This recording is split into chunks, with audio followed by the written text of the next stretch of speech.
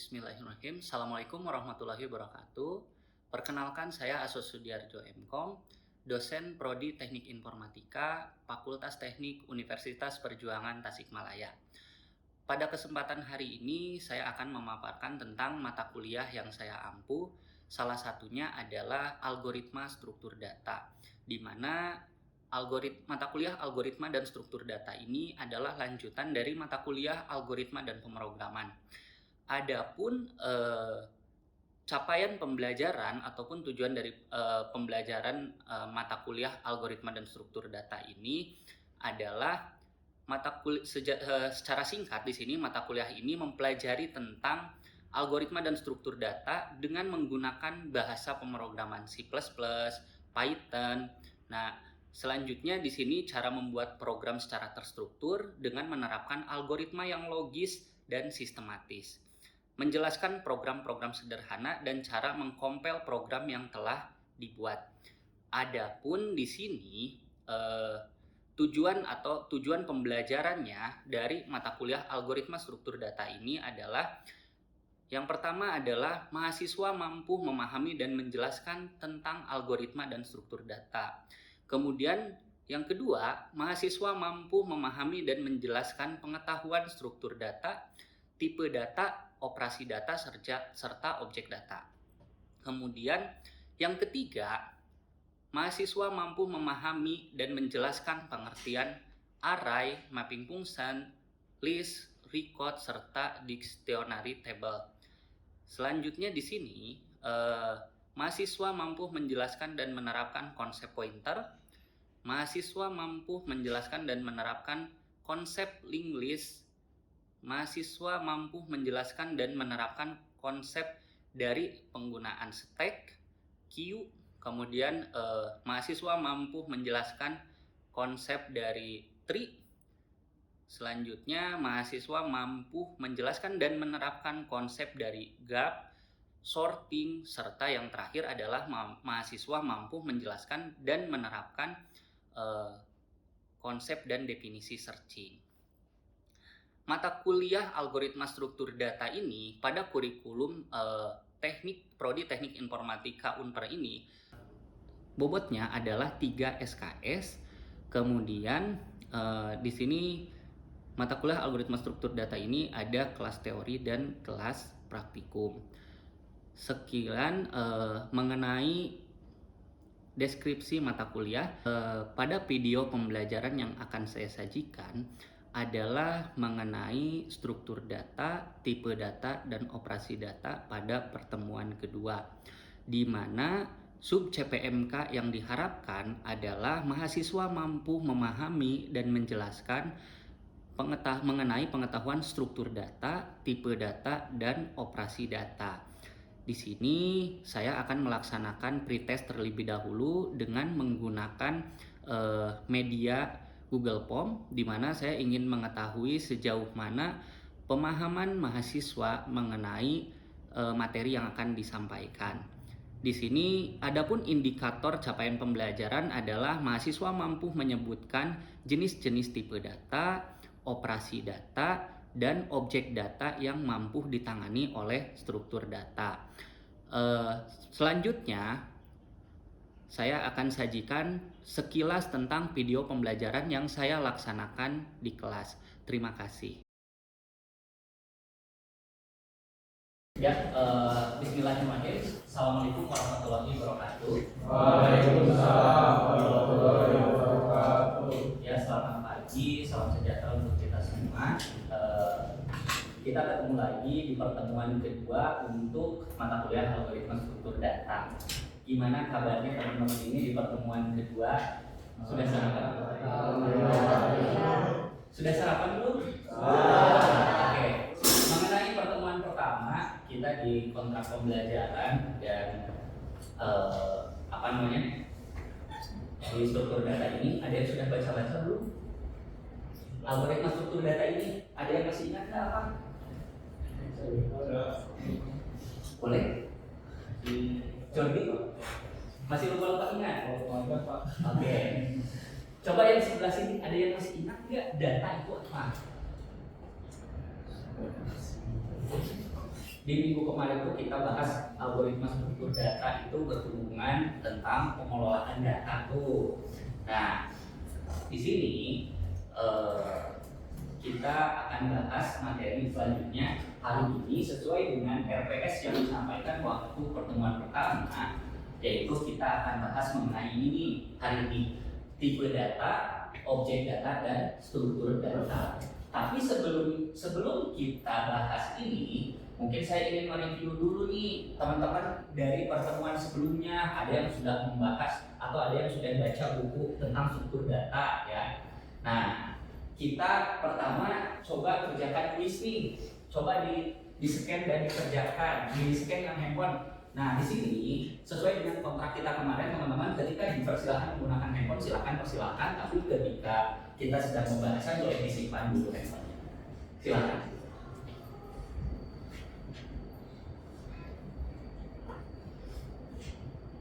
Oke, silakan saya beri waktu 10 menit untuk pengerjaannya. Silakan. Kalau yang sudah boleh disimpan, nanti skornya akan saya perlihatkan.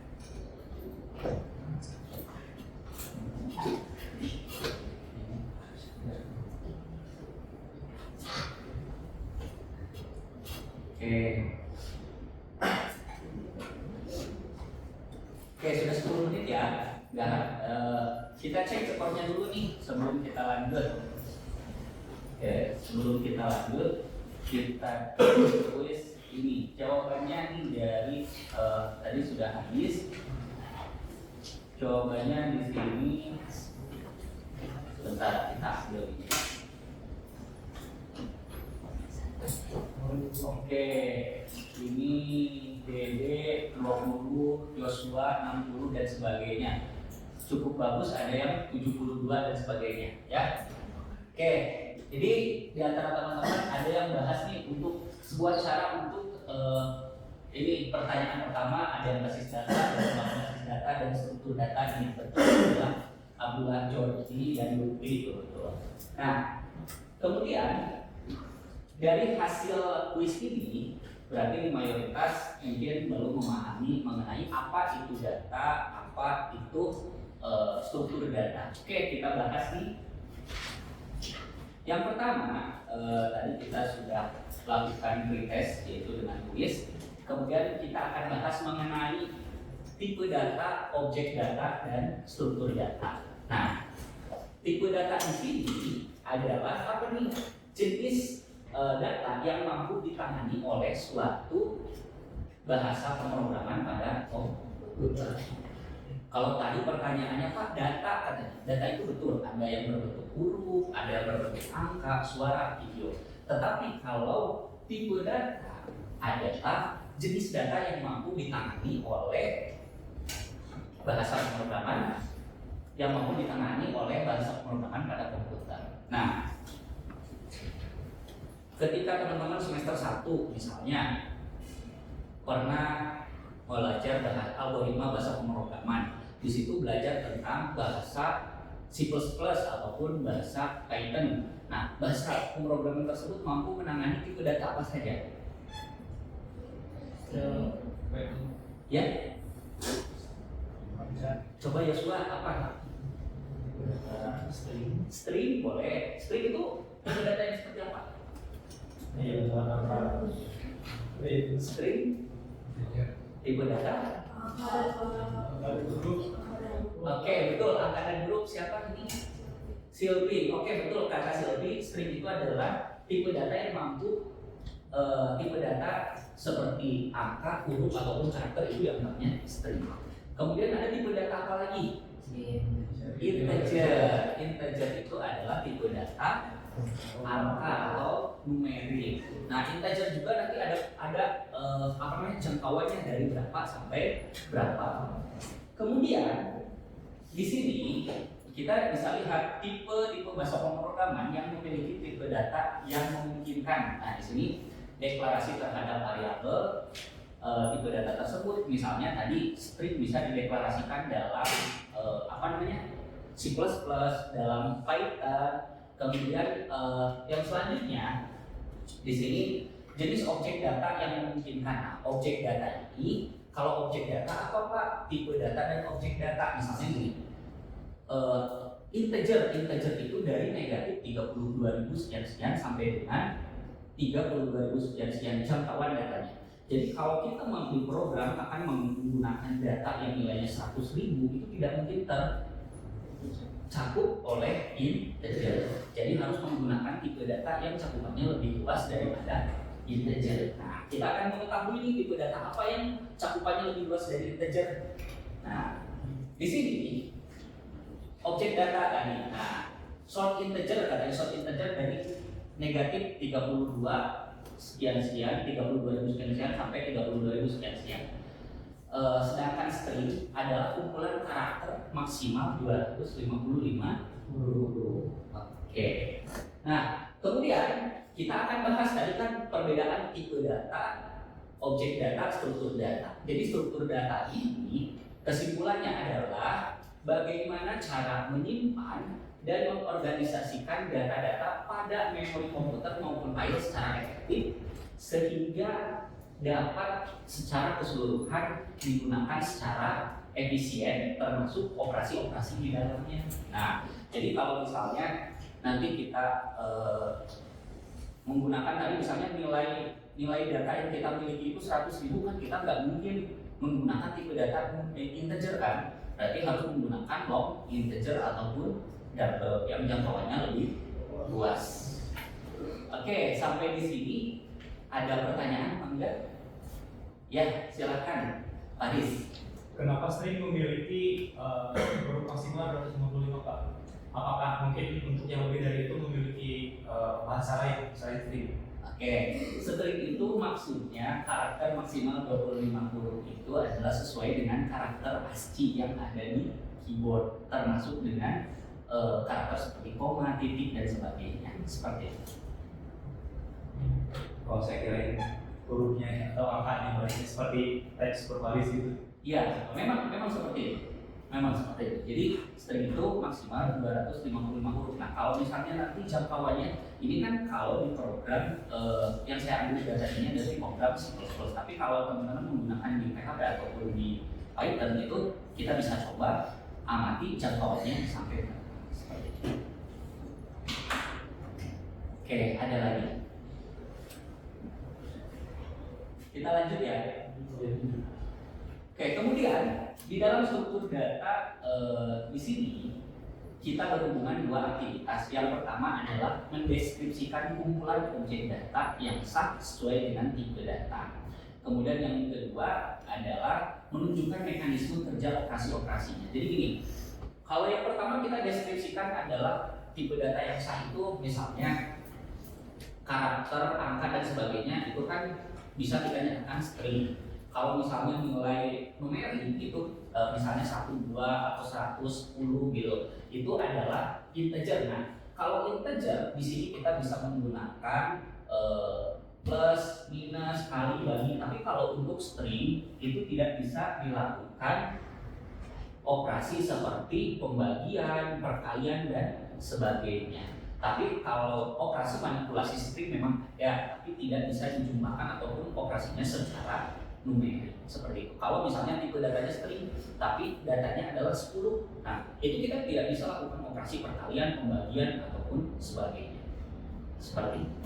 Kemudian di sini kesimpulannya struktur data ini adalah objek data dan operasi manipulasinya. Operasi manipulasi itu adalah pengurangan, pengkalian, pembagian, perbandingan lebih besar, lebih kecil ataupun perbandingan sama atau tidak sama dengan dan sebagainya. Karena operasi manipulasi string itu ada banyak, ada misalnya kalau nanti kita coba ada misalnya string itu dikalikan berapa kali, tapi bukan dikalikan secara numerik, tapi nanti akan dicetaknya berapa kali seperti itu.